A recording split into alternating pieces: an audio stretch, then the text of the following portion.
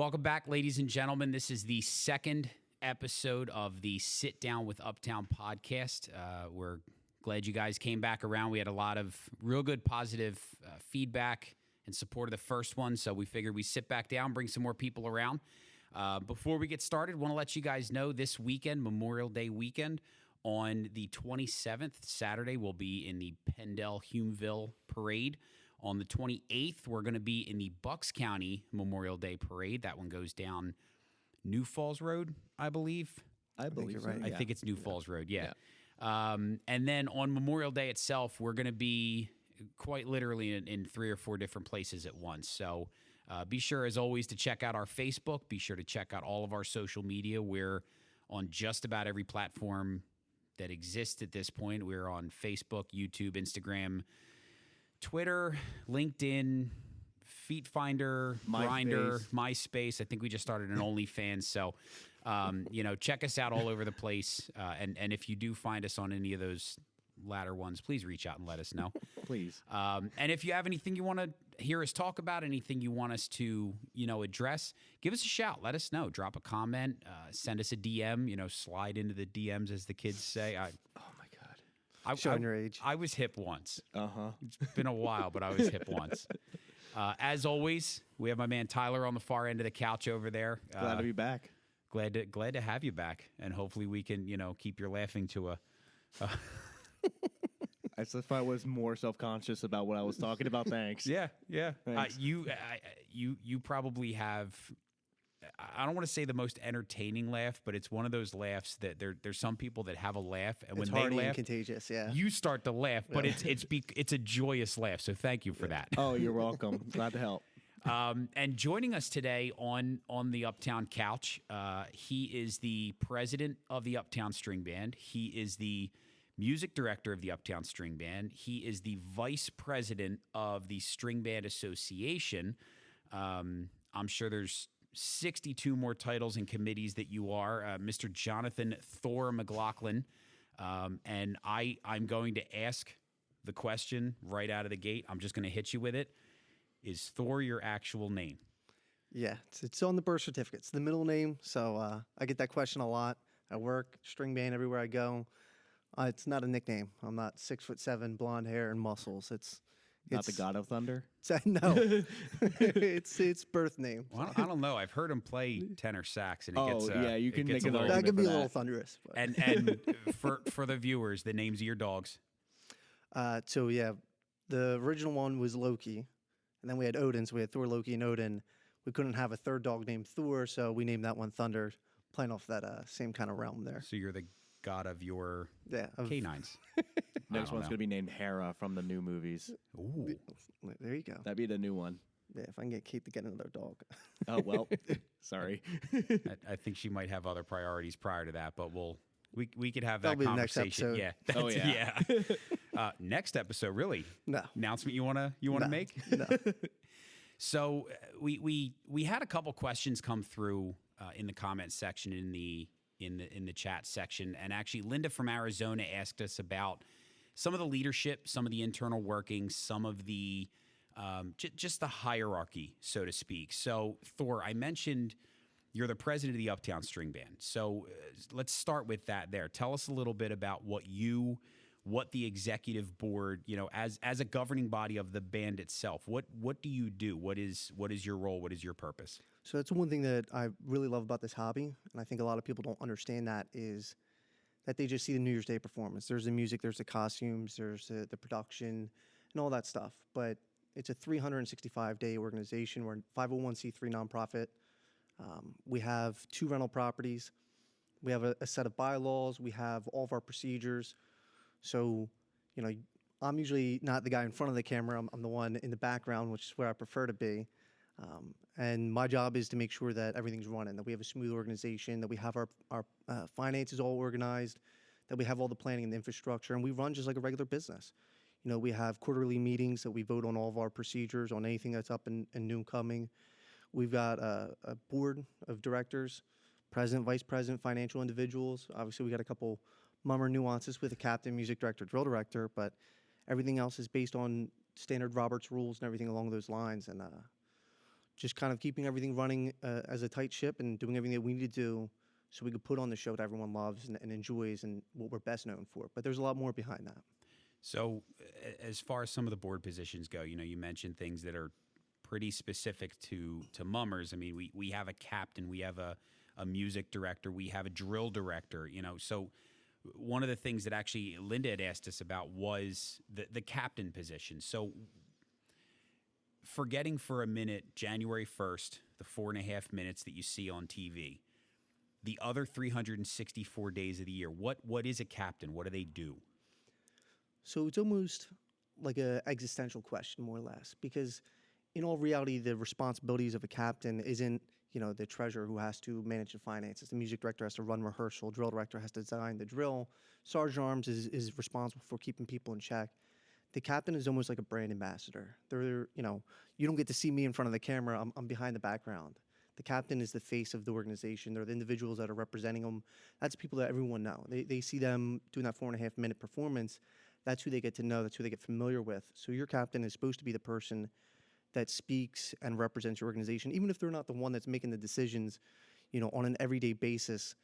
They're, kind of the voice, the face, and they really kind of bring to light the spirit and the culture of your organization. And then you see that in different bands. There's different styles of captains, and they bring kind of the energy of their organization. And that's kind of what it's been throughout the years in this hobby. So Tyler, I'll throw it over to you for just a second. I'm curious to ask, now that Thor kind of gave us the Webster's version of captain, and he went existential on, which, knowing you as long as I've known you, I have to follow that up. Oh boy, that you said that, and I'm like, yeah, okay, here's the rabbit hole.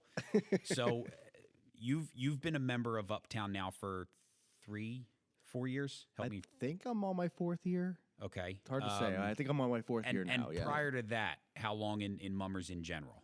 I was in my previous band for about 5 years. I was with GK for about 5 years, and then I moved to Uptown in 2020, I think it was, early 2020. So I've been probably overall 8-9 years. So you've been in 2 different bands. You've had, if I'm not mistaken, now 3 separate captains that you've marched behind. I think Jeff and GK, and then Steven, and then Cade, correct? I think I was there for Sean Blueball's first year. I think. Don't fact check me on that, but I think I was. But I think overall, like 3 or 4 different captains. Yeah, I have a feeling we're going to get that little gray thing on the bottom of the video now of like Facebook fact check. Yep. Sean was in fact not the captain. Yeah. So I'm curious to ask from your point of view, from a playing member, from a very active member, to say the very least, what is your perspective on captain? Like when you're in line or when you're at rehearsal, what is it that the captain, I don't want to say does for you, but what is it that the captain is to you as a playing member? They're basically, to me, like an example of what a member should be throughout the year. They're involved in pretty much everything we do. Like if we have a certain event going on, they're usually, like, they don't have to be at every event, but they're like the ones that show up to as much as they can, or involved with every decision that the band or the organization makes itself. When we get closer to like New Year's, they're usually the ones that like pump everybody up, be like, all right, everybody, let's go, let's keep pushing, let's keep moving. Even if everybody else is like feeling down about the performance, they're usually the ones that are usually taking a lead, being like, hey, I'm trusting in you guys. You guys got this. I'm proud to be marching in front of you guys. And I think that's a big thing that every captain, I think, embodies, is that they're proud of being able to march in front of a certain group. And I think the fact that they have that leadership and that pride to do what they do, I think that's a big thing that I really see in pretty much every captain I march behind. Yeah, that connective tissue is really important. Oh, yeah. And it's interesting to kind of know that, you see us on TV, you see us in parades, you see us in our concerts, whatever it is you see us doing, but there is a structure to this whole thing. It's not just a bunch of goofy people running around on New Year's Day in sequins and feathers, mostly. But there is a lot that goes on behind the scenes. And admittedly, we're going to get more into that, more episodes that come through, and we'll get some more people in. Oh, yeah. That hierarchy, I want to pivot to that for a minute. Now, Thor, you're also the vice president of the String Band Association, the Philadelphia String Band Association. Outside of Uptown, outside of our, I would almost equate it to there's a state government and then there's a federal government. as far as the association goes, what do you guys do? What is your role in the grand scheme of things when it comes to the bands? Yeah, so it's a lot like the string bands or being in Uptown. There's two sides to it. So we put together all the procedures and all the the planning for the New Year's Day parade. That comes from the association. We put that together because we are represented by all the string band association bands. So those 13 bands, they nominate and elect officers where it represents each of those string bands. And then there's delegates which represent each one of them as the body. And then we decide, through committees or as officers or delegation on what, the details of the parade, the rules by which we perform or we kind of organize on New Year's Day. We handle the TV deals, any of the planning, the sponsorship stuff, the awards, everything along those lines, organizing the judging criteria and everything like that. So everything you see New Year's Day, beyond the 4.5 minutes, everything else is for the most part run through the association. But there's other elements to it too, where we see some of the performances are coming up. There's a whole bunch of them that come through the association to help the band. So it's the big picture of the New Year's Day parade, but then there's also supporting the organizations and growing and promoting the hobby on a bigger scheme. So you made a comment, and it kind of triggered something in my brain I'm curious to ask you about. On January 1st, 2024, how many bands, as a whole, how many bands will be marching on Broad Street? I believe right now we have 14 bands. I'm not sure if the 14th band has registered their theme yet. I'm not, don't fact check me on that one. But I know that we have 14 bands right now that are planning on marching. There's keyboard warriors everywhere right now, just sitting there. And we're ready. Actually, I think is it 15? Now I got to think about it. We're gonna go 15 because there's 13 association, 2 non-association. And not to go too far down the fact check hole, but I'm imagining Russ Coleman and TJ Ferry sitting at a computer together with the archives in front of them, just going, all right, now they didn't do this right and they didn't do that, So yeah, that's engagement. So that being said, something you mentioned, there's 14, 15 bands or so. How many association bands are there? And give me a little context behind what I mean with that question. So I believe that right now we're at 13 association bands. It was originally organized in, I think, 1950 something, and there were 16 bands at that time. So those were the 16 bands that I believe that worked out a deal with the city of Philadelphia that we were guaranteed to be in the Philadelphia Mummers Parade. Every other non-association band that wasn't part of that collective group had to get an opportunity and actually had to get approved by the city for an opportunity to perform. So at this point, we have the 13, like I had mentioned, and there's 2 non-association bands in Jersey and Pensport. So they are part of the parade. They get to vote, which we allow them to vote at the association meetings for any rules or anything that pertains to New Year's Day. But they don't get the same opportunities because they're not a part of that. And actually, going a little bit down the rabbit hole, we were one of the non-association bands as Harrogate. We're actually, at one point, we were Greater Bucks that bought Liberty, that then bought Uptown.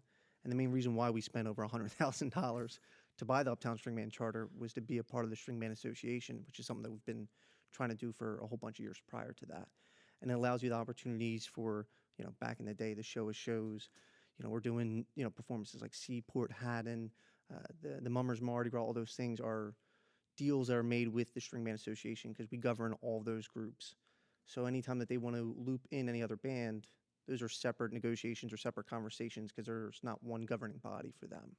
And I feel the need to mention a couple specific Uptown members. So we have one member who was a member of the original Uptown String Band who marched in 1950. We always get the number wrong, and he corrects me. I know he was there afterward. 56 and 57 because Yeah. he won in 57. I believe he was there for Black Magic in 56 as well. So one of our drummers, Rich Cook, was he was the snare drummer or a snare drummer in 1956 and 1957 in original Uptown. And you mentioned Greater Bucks. We have members here, and who was it that was in Greater Bucks? So Brent Lawrence was, I believe at one point he was a business agent of Greater Bucks. I think he was there starting in 68. He came to Harrogate in 72 or 73. John Boyle, I believe, was with the original Greater Bucks as well. Bobby Haywood never marched with Greater Bucks, but his brother Eddie did. Okay. And then, separate waves. Johnny Carroll actually started with Greater Bucks in late 70s, I want to say, maybe early 80s. I'm not sure when he came over to Harrogate. And Tyler, do me a favor, call Brent and tell him that we mentioned him Yeah, online. Well, let me get my cup and string and call him. We'll send him a fax. Brent is notorious for not having email, not having any social We'll media. convert it to VHS for him. Yeah, I mentioned him, and then I realized he's never gonna, but it kind of speaks to the history of the hobby that we have members here who are 50+ year mummers, and it's not one really old dude in the back corner of the room. I remember the Great War. I mean, it's these guys are they're marching. Brent makes tons of parade. John Boyle makes tons of parades. Bobby Haywood makes tons. They're all Rich Cook. My God, he's like the bionic man at this point. I don't know. Yeah, Bobby Haywood's last New Year's was this past New Year's. It was his 50th parade. Yep. And Brent has still been marching, or actually, I think 2022 was Bobby Haywood's last year. And then Brent's still marching, first out though, one of the frontline guys. It's crazy. So looking forward, not only from an association standpoint, but from a band standpoint as well, because you have a real unique kind of look on this, that you're an officer in the association that governs all the bands, but you're also an officer in a band itself. Where do you see this hobby 10 years from now, 20 years from, when we're, I'll say it like this, when we're the guys that are looking down at, those goofy kids on the couch that are doing the next social media thing? Well, it's really tough to say, because I think the one thing that's been really great is we've got a whole new wave of leadership. And that's it. I think right around COVID, coming out of it, or just before it, there was a lot of new people that got elected. And I think we've seen a lot of growth and development in our hobby. There obviously, even like from a sensitivity standpoint, from a growth standpoint, from a marketing standpoint, this is a hobby that was, selling VHSs and was worried about, random nonsense things, and really didn't understand what social media was. It didn't really evolve with the times. We've even worked towards certain things with University of Penn, and Jill DeSanto was a huge person with that in, understanding cultures that we're representing in our performances while we're designing them. We worked with a lot of different other organizations in kind of getting more diversity and understanding the city and the people that we're performing for, which a lot of people don't know that we do a lot of those things. We've been really, really active in marketing and social media and branding and reaching out to other organizations.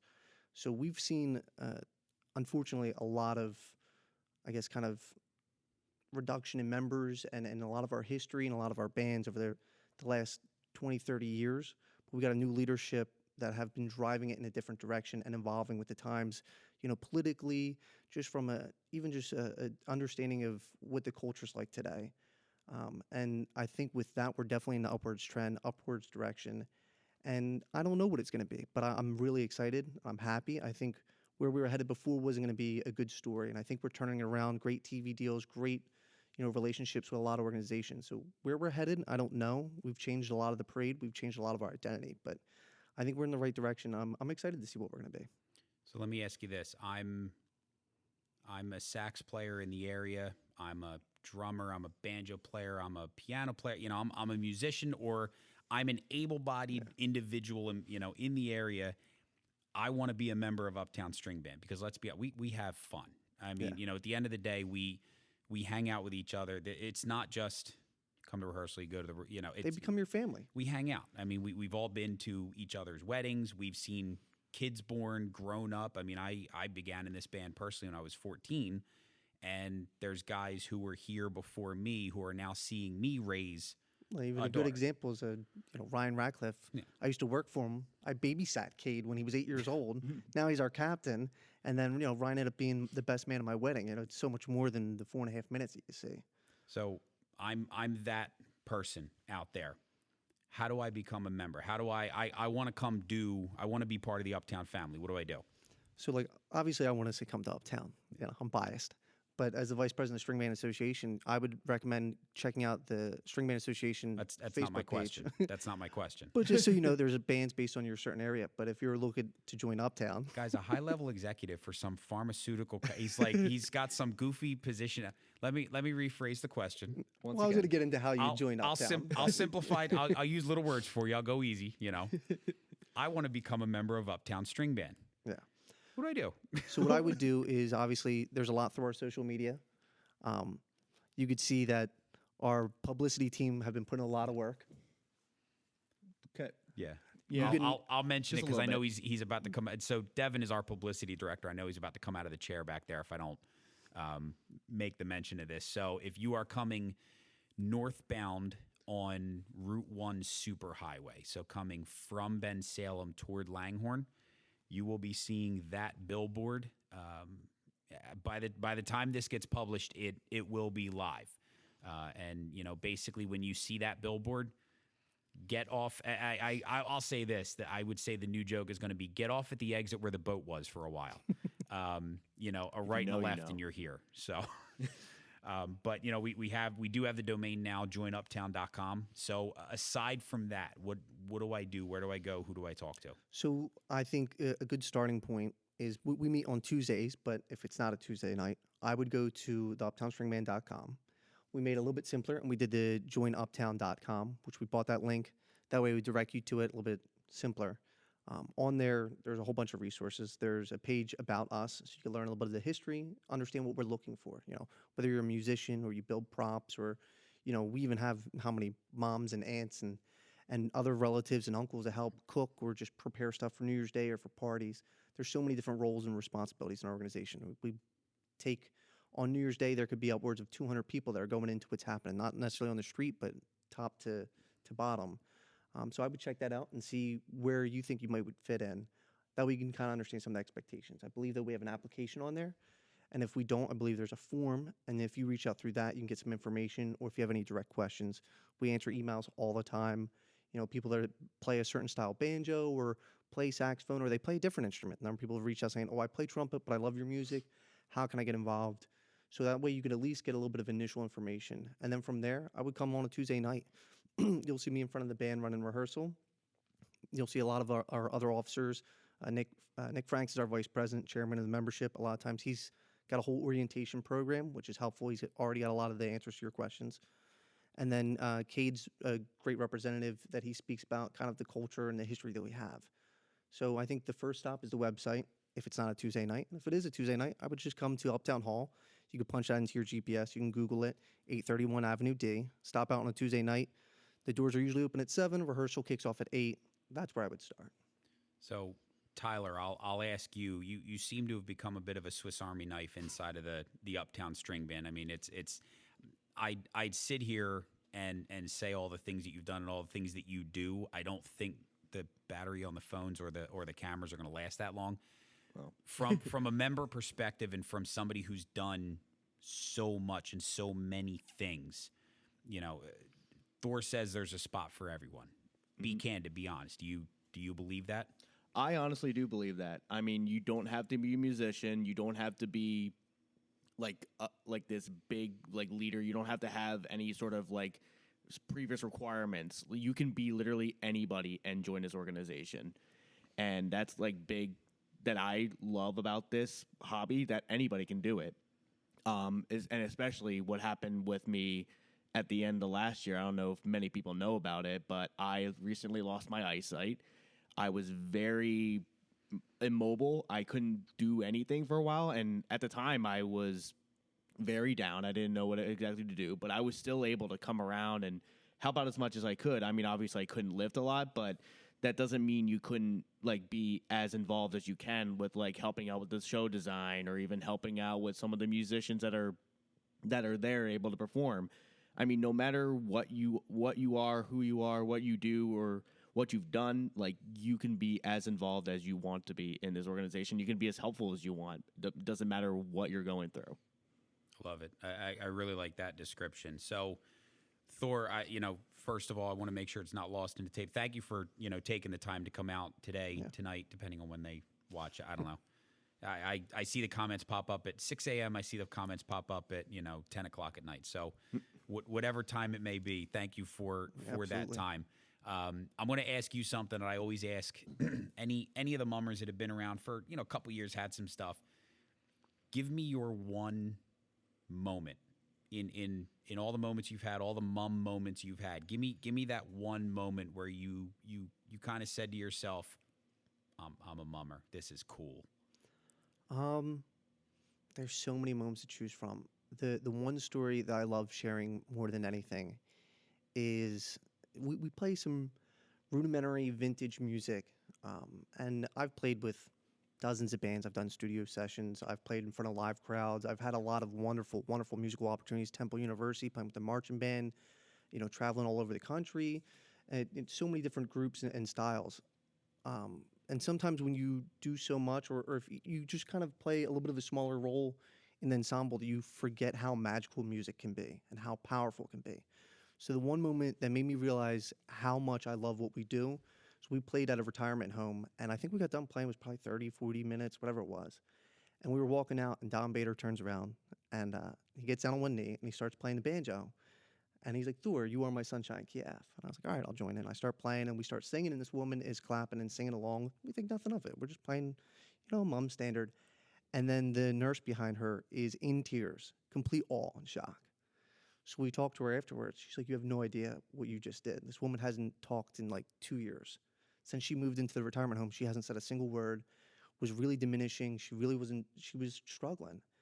And that moment where we're just wearing a goofy costume, we're just being a bunch of knuckleheads, we're all volunteers, we're just doing something that we love and we enjoy. We literally changed someone's life in that just such a basic, simple moment had such power. And that's something I'll never forget. And just kind of remembering that and just brings so much just joy to this hobby. And I kind of had a feeling you were going to use that. And I love hearing that story. Yeah. It never gets old because it's not only the power of music, but this is what we do. Yeah. This is such a cliche line I'm going to use. It is more than a hobby. It is. That's a line that I know everybody. But it really truly is. I mean, there's so much more to it than just that 4.5 minutes on New Year's Day. Yeah, And, those moments are big for all of us. Like just seeing the smiles on everybody's faces, no matter where we're performing at, whether it's at a retirement home or whether it's at a big parade on New Year's or even a small parade in a small community, just seeing a kid or an adult smile. Just visiting a school and you get to see how you can inspire young kids. Yeah, exactly. Yeah.